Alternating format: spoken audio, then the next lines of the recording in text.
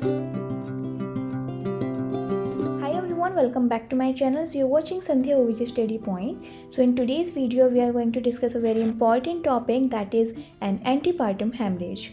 And if you are new here on my channel or didn't subscribe to my channel yet, so just now you can subscribe to the channel to never miss any of the upcoming updates. So let's get started today's topic, that is an antepartum hemorrhage. So first of all, let's see the definition of antepartum hemorrhage. Antepartum hemorrhage, or we can say like APH, is usually defined as bleeding from the vagina or birth canal after the 24th week of pregnancy but before the delivery of the baby. Bleeding before 24 completed weeks of pregnancy is called miscarriage or an abortion.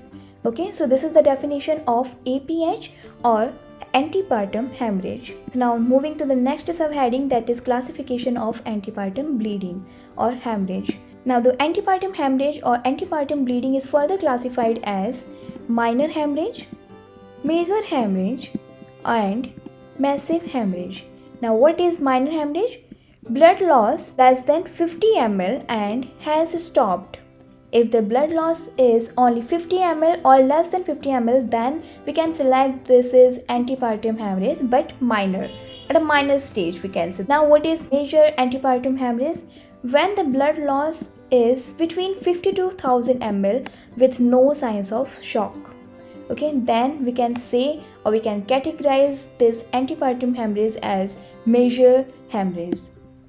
Now moving to the next one, this is massive hemorrhage. What is this? When the blood loss is more than 1000 ml or signs of shock. Okay, so in this condition we will categorize as massive hemorrhage. So now moving to the causes of an antepartum hemorrhage. So in the etiological factors on the basis of placental causes and local causes. Okay, so now in the placental causes there are following causes like placenta previa, abruptio placenta and vasa previa. And uncommon or we can say like local causes, that is uterine rupture, cervical or vaginal laceration, the condition of trauma of course. Next is cervical or vaginal lesions including cancers, congenital bleeding disorder, vaginal infections or cervicitis, cervical ectropion and unknown. So these are all the causes of antepartum hemorrhage. Now moving to the signs and symptoms of antepartum hemorrhage.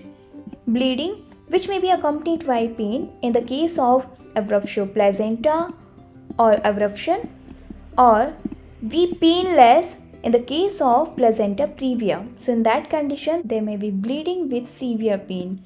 And next is uterine contractions may be provoked. There may be malpresentation or failure of the fetal head to engage with the placenta previa. There may be associated signs of fetal distress. The last symptom is, if the bleeding is severe, the mother may show signs of hypovolemic shock. However, young, fit, pregnant woman can compensate very well until sudden and catastrophic sensation occurs.